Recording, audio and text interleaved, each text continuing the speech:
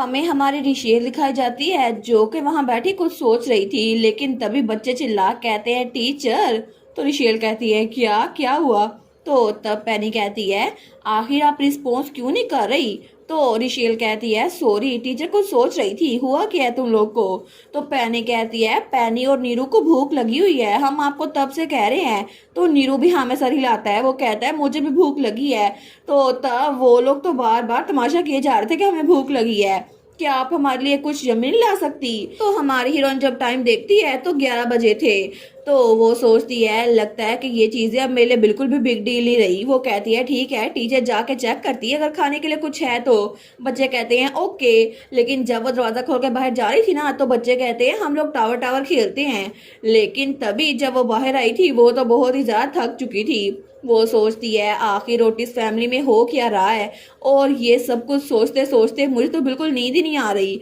और कितना नाइस होता ना अगर मुझे एक्यूरेट इन्फॉर्मेशन मिल जाती।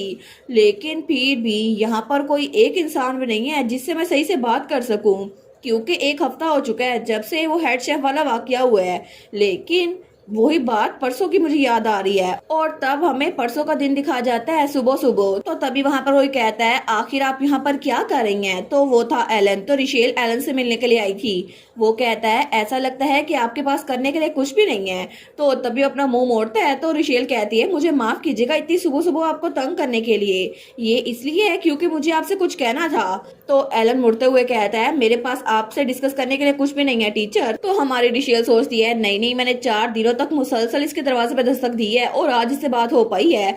तो उसका हाथ पकड़ने लगती है। वो कहती है बस 1 मिनट, मुझे आपसे थोड़ी देर के लिए बात करनी है। लेकिन जैसे वो उसका हाथ पकड़ती है ना तो तब एलन उसके हाथ में दर्द होता है और वो उसका हाथ पीछे झटक देता है। लेकिन जब रिशेल देखती है ना तो एलन का वही हाथ, उसमें बहुत ज्यादा पट्टियां बंधी हुई थी। तो रिशेल कहती है ओ माय गुडनेस, क्या ये आपको चोट मुझे प्रोटेक्ट करते हुए लगी थी? क्या आपने इसको सही से ट्रीट किया है? मुझे प्लीज देखने दें। तो उसके हाथ को पीछे करते हुए कहता है यहाँ से निकल जाओ, आखिर तुम मेरी चोट को देखने क्यों चाहती हो।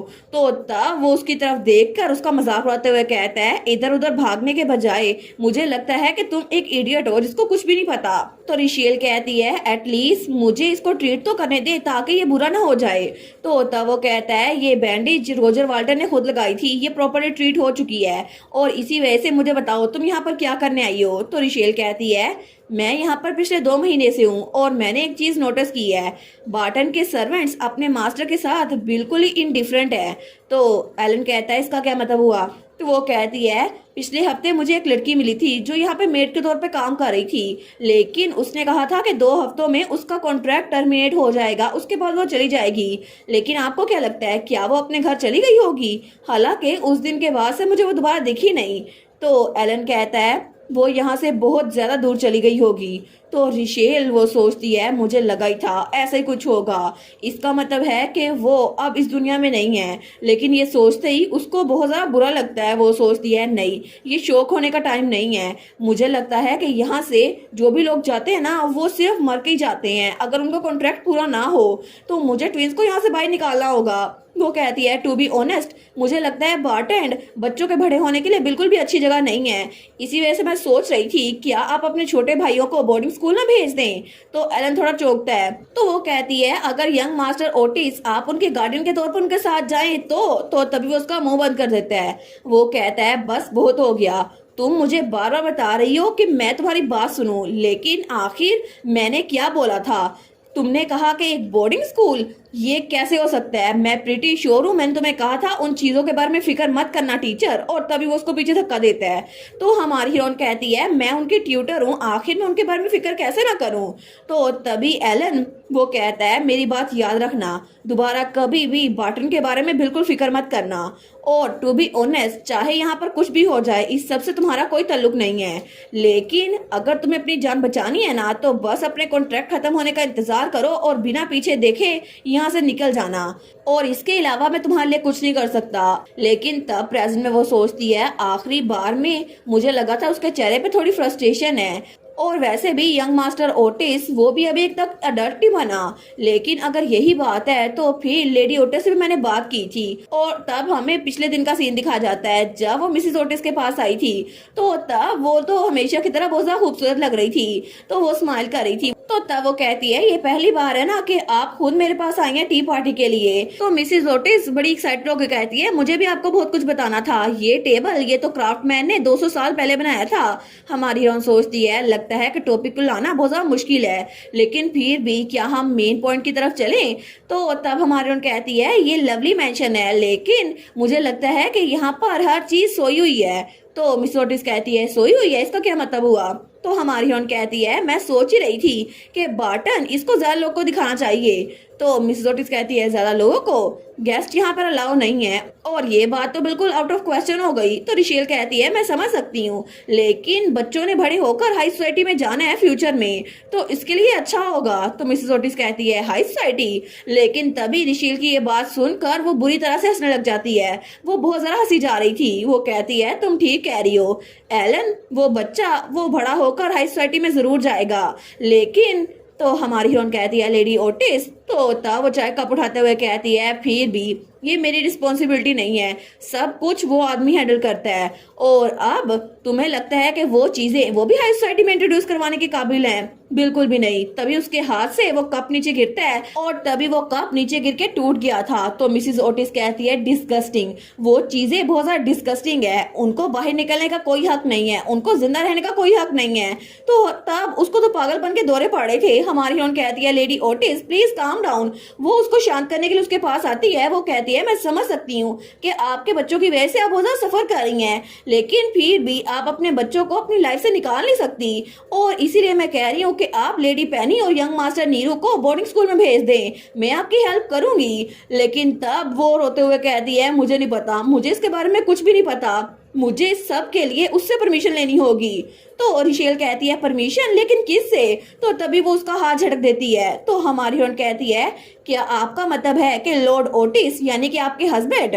तो तभी मिसेस ओटिस थोड़ा सा फ्लिंच होती है। वो कहती है ओटिस बिल्कुल। तब तो वो बहुत बुरी तरह से चिल्ला रही थी। वो कहती है ये सारी की सारी उसकी गलती है, मैं उसको जान से मार डालूंगी, मैं उसको बिल्कुल छोड़ूंगी नहीं, मर जाए वो तो सच में मर जाए। रिक ओटिस तुम तो मरने के काबिल हो। तो तब वो फिर से चिल्लाई जा रही थी। तो रिशेल उसके पास आने लगती है। वो कहती है लेडी ओटिस, लेकिन तभी दरवाजा खुलता है और वहां पे हेड मेड और उसके साथ बहुत सारी मेड्स थी।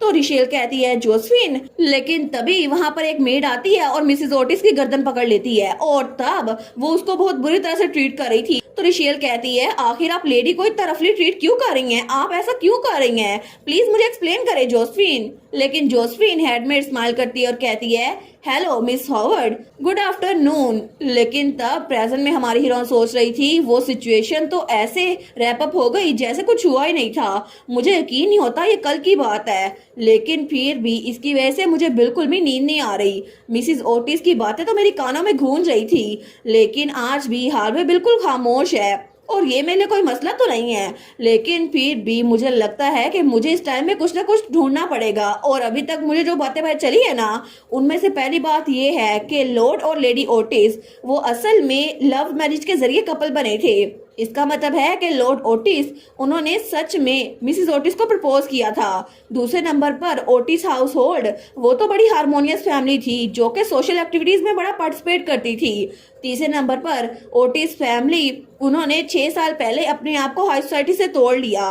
लॉर्ड ओटिस उनके बारे में किसी को नहीं पता। चौथे नंबर पर लेडी ओटिस वो तो अपने हस्बैंड से नफरत करती हैं, इतनी ज्यादा कि उनको पैनिक अटैक आ रहे हैं।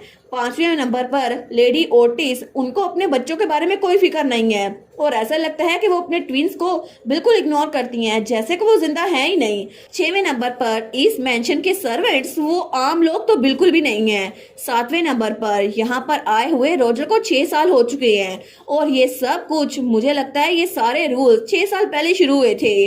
और उसे याद आता है जब रोजर ने उसको तसल्ली दी थी अपनी मोम के बारे में, जब अपनी मोम से लड़कर आई थी। वो सोचती है फिर भी अभी तक मुझे सिर्फ यही इन्फॉर्मेशन इकट्ठी हुई है, मुझे लगता तो नहीं कि रोजर इतना बुरा इंसान है, क्योंकि उसने मेरी मोम के बारे में मुझसे हर कुछ सुना था, फिर भी उसने मेरी मोम के बारे में कुछ भी गलत नहीं कहा। तो रिशिया सोचती है मुझे लगता है कि ये सारी चीजें पता होने के बावजूद भी मेरे पास बहुत सारे सवाल है एलन ओटिस वो मुझसे बात करने के लिए तैयार ही नहीं है और लेडी ओटिस उनको तो पैनिक अटैक आते हैं। ट्विंस अभी बहुत ज्यादा छोटे हैं और सर्वेंट्स इंसान है ही नहीं। इसका मतलब है कि मैं किसी इंसान के साथ सही से बात कर ही नहीं सकती। लेकिन अगर मैं रोजर से पूछूं तो क्या वो मुझे बता देगा? तो तभी वहां पे कोई कहता है हेलो मिस हावर्ड। तो वहां पे एक मेड खड़ी थी जो फिर से क्रीपी होकर उसकी तरफ देख रही थी। तो हमारी रिशेल उसकी तरफ देखती है तो वो मेड कहती है लिटिल रोजेस वो कैसे हैं, आखिर वो कैसा कर रहे हैं? तो हमारी हीरोइन सोचती है क्या लिटिल रोजेस? तो तभी उसको याद आता है कि रूल्स में लिखा था अगर बाय चांस आप किसी और इंसान के साथ अकेली हो तो फिर आप उसको पहचानती ना हो तो ऐसे एक्ट कीजिएगा जैसे आपने कुछ नहीं सुना और उस जगह को छोड़ के चली जाइएगा। तो रिशेल सोचती है लेकिन यहाँ पर हम अकेले तो नहीं हैं, यहाँ पर पीछे और भी मेड्स हैं, तो मुझे लगता है कि मुझे इसकी बात सुननी चाहिए। लेकिन क्या पता ये सर्वेंट्स ऐसे ही जो कुछ बोल रहे हो उसके अंदर से कोई मीनिंगफुल बात निकल आए।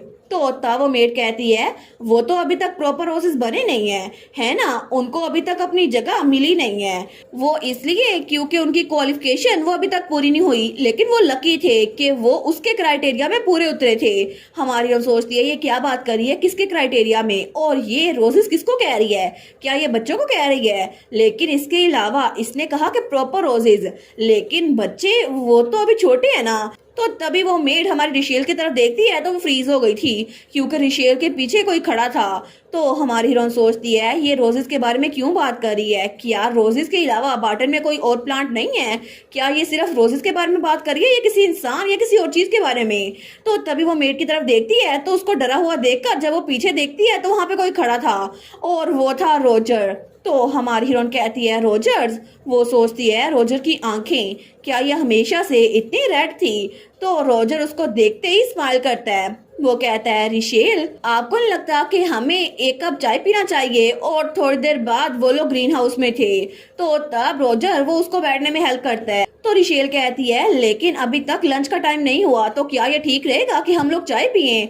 वो कहता है बिल्कुल कि ठीक रहेगा क्योंकि मैं आपको सर्व कर रहा हूँ तो ये बिल्कुल ठीक रहेगा, लेकिन अनफॉर्चुनेटली मैं इसके साथ कोई फूड प्रिपेयर नहीं करवा सकता। तो रिशेल सोचती है ये ठीक रहेगा क्योंकि ये इसको प्रिपेयर करवा रहा है, लेकिन आखिर इसका क्या मतलब हुआ? तो तब रोजर वो उसके लिए चाय बना कर ले आया था। तो तब उसको चाय डालते हुए कहता है ये तो बाटन के प्राइस रोजेज हैं और इनका टेस्ट बहुत ज्यादा स्वीट है, मुझे उम्मीद है कि ये आपके टेस्ट के हिसाब से हो। तो रिशेल उस कप को देखती है और तभी वो उसका पहला घूंट भरती है। वो सोचती है एक डेलिकेट रोज अरोमा, ये तो बिल्कुल भी बिटर नहीं है। तो तभी रोजर कहता है रिशेल। तो रिशेल जब उसकी तरफ देखती है तो वो स्माइल कर रहा था। तो वो कहता है मैं जानता हूँ कि आजकल आप क्या करने की कोशिश कर रही हैं। तो रिशेल वो थोड़े से शॉक हो गई थी। तो वो सोचती है क्या इसको पता तो नहीं है कि मैं बाटन के बारे में पता करने की कोशिश कर रही हूँ? लेकिन वो सोचती है as expected Roger Otis family के सीक्रेट के साथ कनेक्टेड है और रोजर की अराइवल डेट और यहाँ पर जो कुछ होना शुरू हुआ था ये परफेक्ट लाइनअप होता है। और इसके अलावा रोजर के एक्शन वो रूल्स को ओवरस्टेप कर सकते हैं। ऐसा लगता है कि यहाँ पर जो कुछ हो रहा है ना रोजर उसके बारे में अच्छे से जानता है।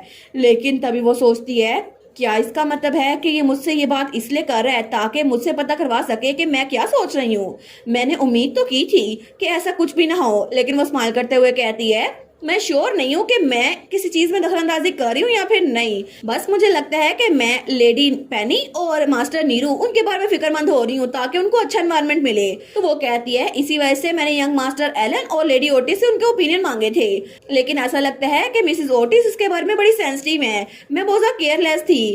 तो रोजर हंसने लग जाता है। लेकिन तभी वो स्माइल करते हुए कहता है रिशेल आप तो बहुत ज्यादा काइंड है। तो हमारी रोन कहती है मैं तो बस वही कर रही हूँ जो एक टीचर को करना चाहिए। वो कहता है नहीं, मैं सच में कह रहा हूँ कि आप बहुत ज्यादा काइंड हैं, लेकिन अगर आपको लगता है कि आपकी जिंदगी खतरे में हो तो क्या आपको दूसरों के बारे में फिक्र करनी चाहिए? लेकिन फिर भी आप तो सच में बहुत ज्यादा डेडिकेटेड हैं, ये तो एक सेंसिबल काइंडनेस है जो कि बहुत ज्यादा फोकस की गई है। और तब वो थोड़ा सीरियस होते हुए कहता है फिर भी रिशेल ओटिस फैमिली आपकी काइंडनेस के काबिल नहीं है। तो रिशेल उसको देखती है। वो कहती है क्या मतलब? तो रोजर स्माइल करते हुए कहता है ये इसलिए क्योंकि ये फैमिली सिनर्स की फैमिली है, इन्होंने बहुत बड़ा गुनाह किया था। तो हमारी हीरोइन कहती है क्या? वो कहता है ओटिस फैमिली वो तो अपने लालच में अंधी हो गई और उन्होंने एक बुरा फैसला किया और ये सारे के सारे रिचेस ये उनके गुनाहों की वजह से उनको मिले हैं, लेकिन अभी के लिए वो अपने गुनाहों का नतीजा भुगत रहे हैं। तो हमारी हीरोइन कहती है इसका मतलब है आप जो कह रहे हैं यहाँ पर इस मेंशन में जो कुछ हो रहा है वो उनके गुनाहों की वजह से हो रहा है।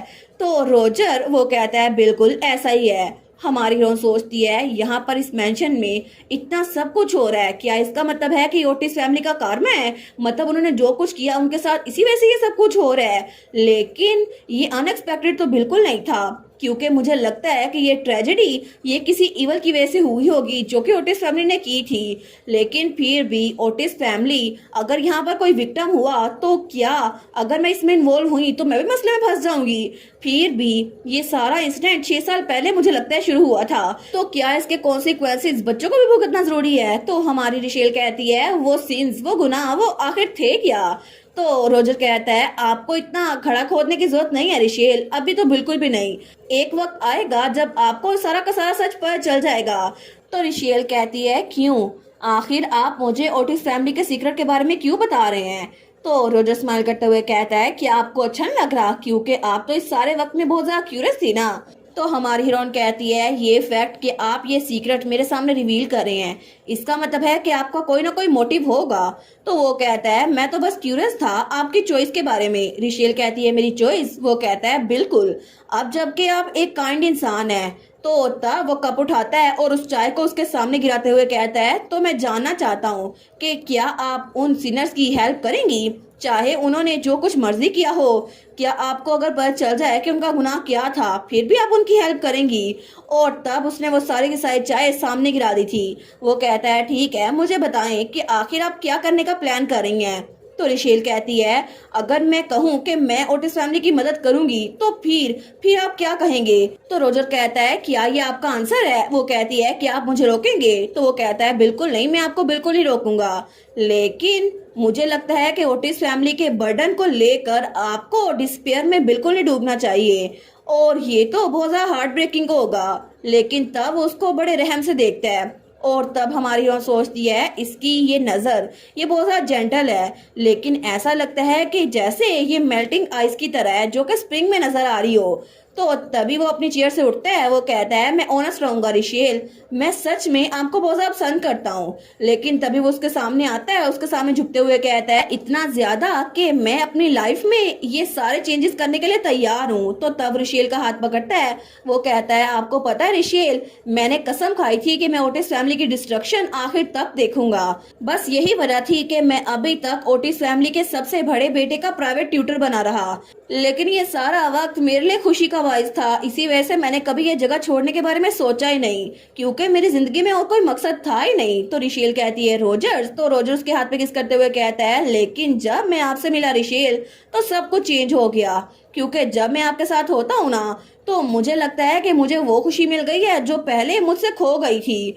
तो रिशेल सोचती है इसके लिप्स ये तो इतने कोल्ड हैं जिसकी वजह से मेरी रीढ़ की हड्डी तक में सरसरी फैल गई है। तो वो कहता है आप मेरी दुनिया में सबसे आइडियल एग्जिस्टेंस है। तो हमारी हीरोइन सोचती है अब मैं क्या बोलूं, क्या मैं इसके सामने कुछ बोल सकती हूँ।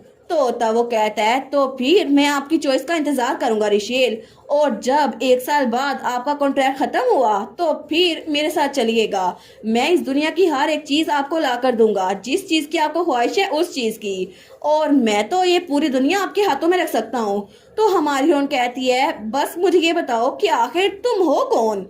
तो वो स्माइल करते हुए कहता है बाद में जब आपका कॉन्ट्रैक्ट खत्म होगा तो तब मैं आपको बताऊंगा, लेकिन अभी के लिए सच यही है कि मैं ओटिस फैमिली का ट्रस्टी हूँ। और तब वो उसका हाथ पकड़ते हुए बड़े प्यार से कहता है लेकिन फिर भी मेरी प्रीशियस रिशेल ये बात हमेशा याद रखना, मैं कभी भी आपको हर्ट होने नहीं दूंगा। लेकिन तब थोड़ी देर बाद हमें रिशेल का कमरा दिखा जाता है।